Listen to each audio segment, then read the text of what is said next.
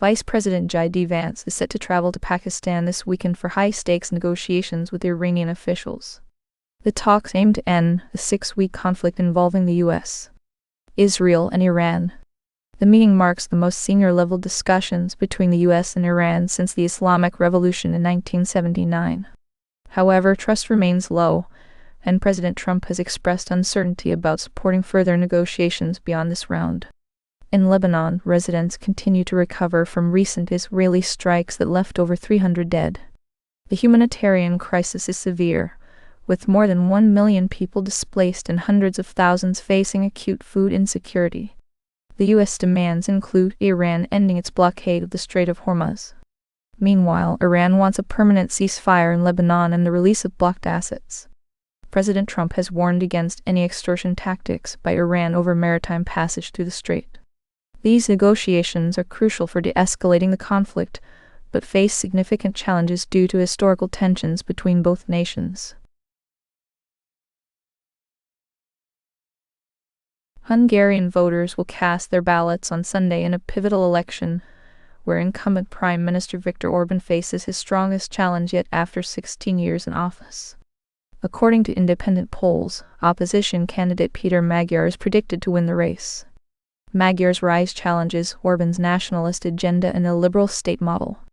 The election could signal a significant shift in Hungary's political direction, potentially moving the country closer to aligning with the EU and NATO while distancing itself from Russia. Orban has led Hungary since 2010, implementing policies that critics say undermine democratic institutions. Magyar, once an ally of Orban, broke ranks amid a corruption scandal within Fidesz party. His campaign focuses on fighting high-level corruption and repairing relations with the EU. The election outcome could have broader implications for Europe's political landscape and international alliances, as it may influence Hungary's relationships with both Brussels and Moscow. The latest data from the Centers for Disease Control and Prevention shows that the U.S. fertility rate has hit an all-time low. This marks a significant decline since 2007. Since then, the number of Americans having babies has dropped by 23%, falling below replacement levels.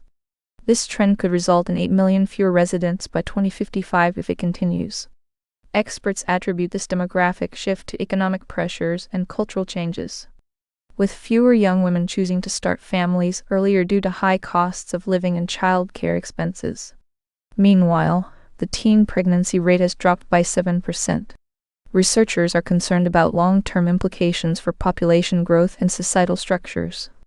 As the U.S. population ages faster than expected, there could be significant impacts on labor markets, public services, social dynamics traditionally shaped around a youth-centric culture. With these trends continuing to unfold, demographers caution that the United States may face unprecedented demographic changes in the coming decades. President Donald Trump has unveiled ambitious plans for a new Triumphal arch in Washington, D.C., standing at an impressive 250 feet tall. The proposed monument would be situated between the Lincoln Memorial and Arlington National Cemetery, dwarfing the current height of the Lincoln Memorial by over 150 feet. The design includes intricate gold-plated elements such as a winged figure with a Lady Liberty-like torch and crown, flanked by 2 eagles and 4 lions. Inscribed in gold on either side will be "One Nation under God and Liberty and Justice for All." Trump's vision stems from a 200-year-old proposal that was previously interrupted by events like the Civil War. He argues Washington is unique among major world capitals as it lacks a similar monument, positioning this arch as a historical fulfillment. The plan faces potential backlash and legal challenges, though no specific claims have been confirmed at this time. Trump's second-term architectural changes also include modifications to the White House and city infrastructure in D.C. This reflects his broader impact on the nation's capital.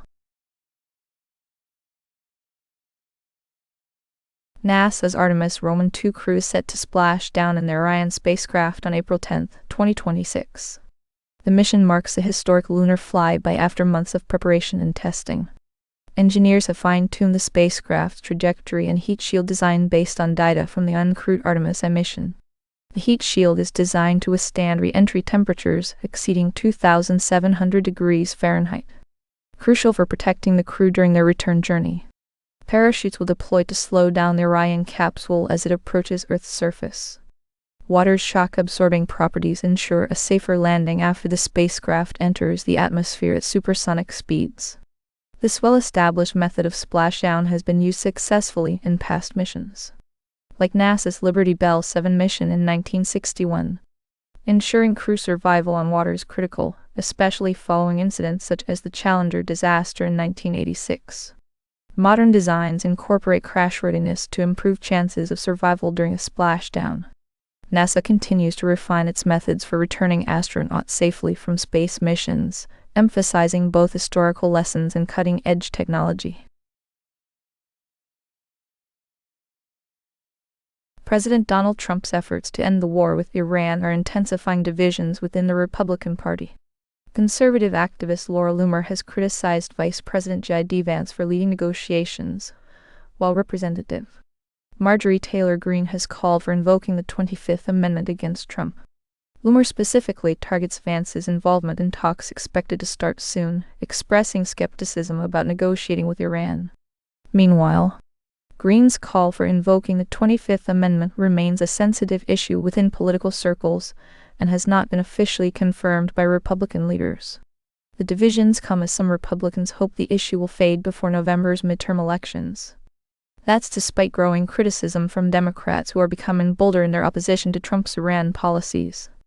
Republican leaders have remained largely silent on the matter, privately expressing discomfort with Trump's aggressive stance and social media threats. With midterms approaching, the party hopes the internal rifts over Iran policy will diminish before voters head to the polls. Republicans face an uncertain path forward as they navigate both domestic concerns and international tensions, hoping for a resolution that benefits their electoral prospects. The U.S. Court of International Trade is reviewing a legal challenge against President Donald Trump's global import tariffs, set to expire in July. Plaintiffs argue that the current 10% tariff imposed under Section 122 of the Trade Act of 1974 is unjustified and harmful to American manufacturers. Oral arguments were heard on April 10 in New York City. Trump initially attempted to impose higher tariffs using the International Emergency Economic Powers Act, IEEPA. However, this was struck down by the Supreme Court earlier this year. As a result, he turned to Section 122, which allows for temporary tariffs of up to 15% for 150 days. Critics argue that Section 122 is outdated and does not cover trade deficits. This raises questions about its applicability in addressing current economic challenges. A ruling against the use of Section 122 could significantly alter U.S. trade policy and impact American manufacturers who rely heavily on international imports. The next step will be for the court to issue a decision that could determine the future course of these tariffs and their broader implications for American businesses dependent on global supply chains. The Trump administration has revised the charter of CDC's Advisory Committee on Immunization Practices, or CIP. This change broadens qualifications for panel members, potentially allowing allies of Robert F. Kennedy Jr., a vocal critic of vaccines, to join. Kennedy recently replaced all CIP members after becoming health secretary and has since declined to recommend COVID-19 vaccines even for high-risk populations and voted against newborn hepatitis B shots.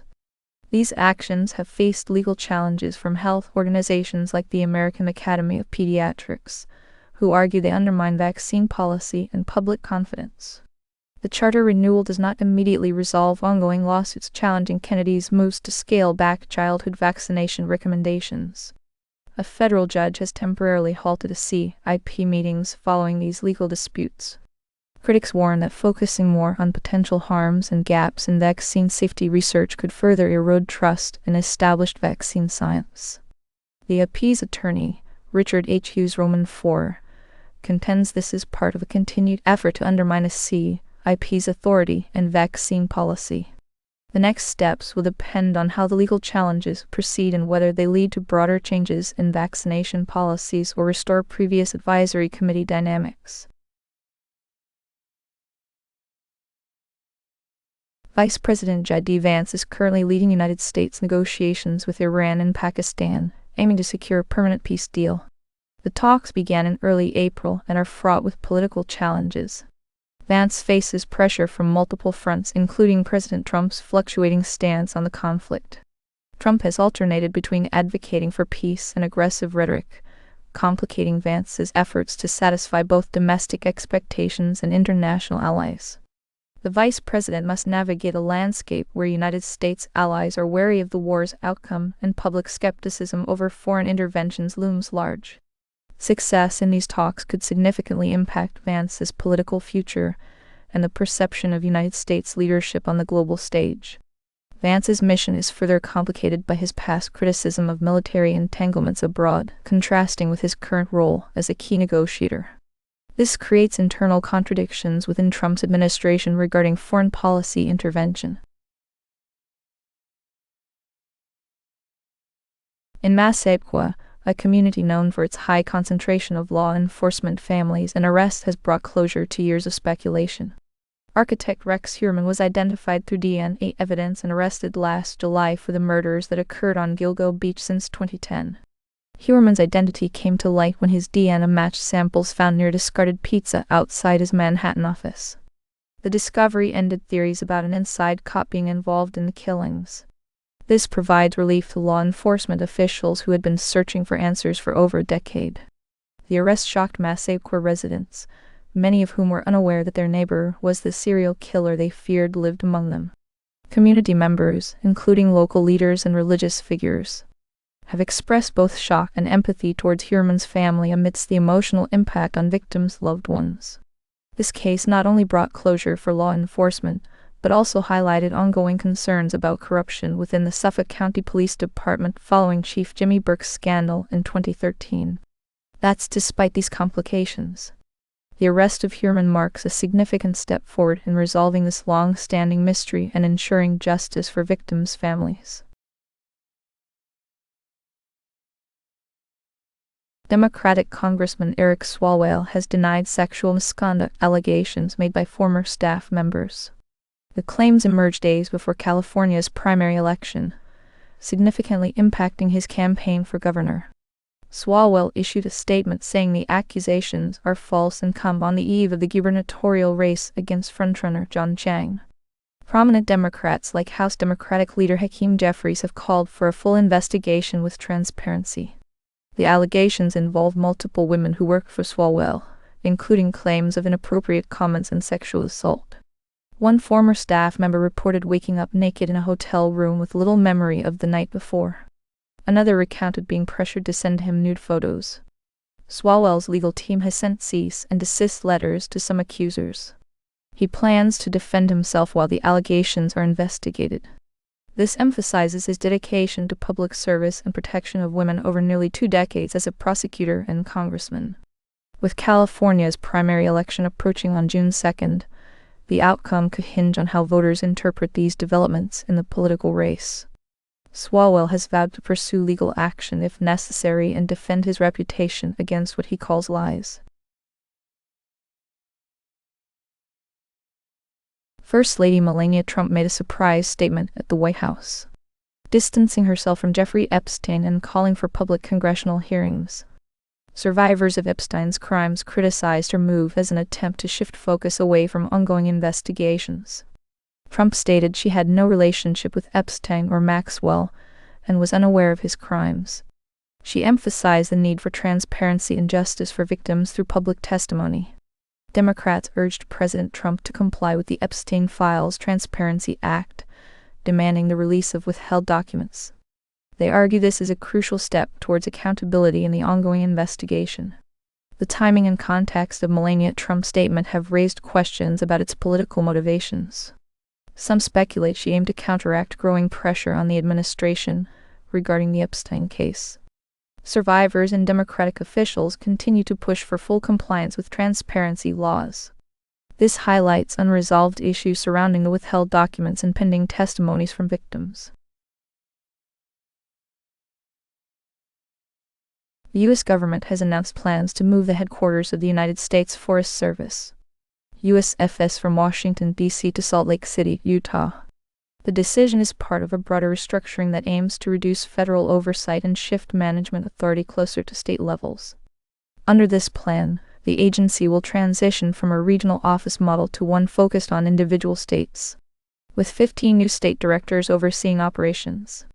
Critics warn these changes could weaken protections for public lands managed by the USFS across 43 states, covering nearly 193 million acres.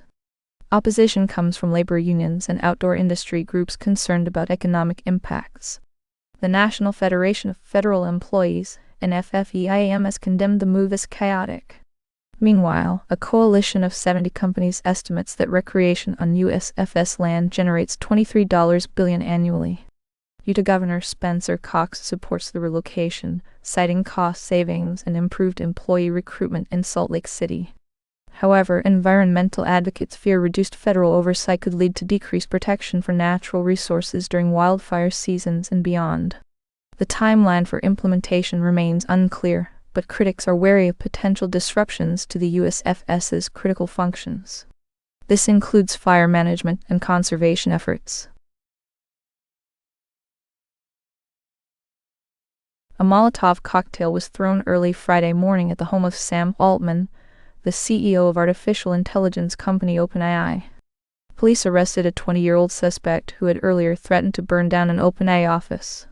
The incident occurred in San Francisco's North Beach neighborhood, though police have not confirmed the specific address involved. No injuries were reported, and authorities responded swiftly to the threat. Altman is a key figure in the AI industry. Known for spearheading developments like ChatGPT, the attack comes amid ongoing debates about the societal impact of advanced artificial intelligence technologies.